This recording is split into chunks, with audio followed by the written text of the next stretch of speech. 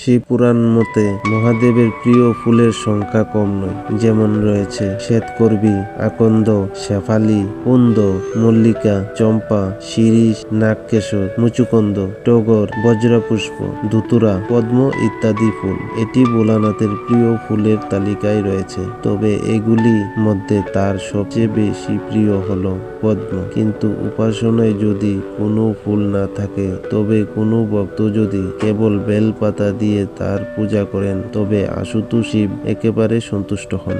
তার কাছে বেলপত্র বা শ্রীফল গাছের একটি ত্রিফলকের পাতা সমস্ত নৈবেদ্য এবং ফুলের চেয়ে বেশি মূল্যবান। কিন্তু কখনো ভেবে দেখেছেন কি, শিবের কাছে বেলপত্র এত প্রিয় কেন? আপনি কি কখনো ভেবে দেখেছেন যে কেবল শিবই নয়, উপাসনায় বিল্বপত্রের প্রায় সমস্ত প্রয়োজনীয় ব্যবহার কি? তাহলে চলুন জেনে নেওয়া যাক বিল্বপত্রের গাছের পৌরাণিক ইতিহাস সম্পর্কে। বিল্ববৃক্ষের মাহাত্ম্যের বর্ণনায় বলা হয়েছে, বিল্বপত্রের ত্রিফল পাতার মাঝের পাতাটি শিবের রূপে রয়েছে, বাম পাতাটি ব্রহ্মা রূপে রয়েছে এবং ডান পাতাটি বিষ্ণু রূপে। তাই বেল গাছের ছায়াকে পদধূলি করা হলে জীবন ধ্বংস হয়ে যায়। আর আপনি যদি আপনার পা দিয়ে বেল গাছটিকে স্পর্শ করেন, তাহলে স্ত্রী নষ্ট হয়ে যায়। স্ত্রী মানে লক্ষ্মী নষ্ট হয়ে যায়। যেখানে বিল্ববৃক্ষ বন অবস্থিত, সেই জায়গাটি বারাণসী রূপে অবস্থিত।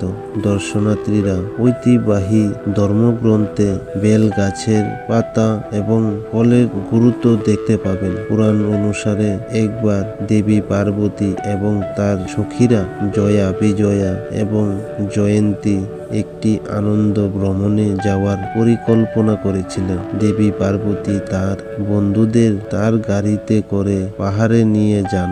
দীর্ঘ যাত্রার ক্লান্তির কারণে দেবীর কপালে ঘাম দেখা দেয়। সেই ঘামের ফোঁটা মাটিতে পড়ে যাওয়ার সঙ্গে সঙ্গে 3টি পাতার একটি ছোট্ট গাছ জন্ম নেয়। তখন সখীরা পার্বতীকে বলে, হে দেবী, এই গাছটি আপনার অংশ, এটি একটি নাম দেওয়া আপনার কর্তব্য। দেবী পার্বতী তখন এই গাছের নাম দিল বেল গাছ। তারপর তিনি তার দেহের বিভিন্ন অংশ এই গাছে স্থাপন করে। উদাহরণস্বরূপ গিরিরাজ রূপে তিনি শিখরে, ফলে কাত্যায়নীর আকারে এবং ফুলের মধ্যে দুর্গা রূপে থেকে যান। তিনি নিজেই ঘোষণা করেছিলেন, আপনি যদি এই গাছের পাতা ও ফুল দিয়ে মহাদেবের পূজা করেন, তাহলে তিনি সবচেয়ে বেশি খুশি হবেন।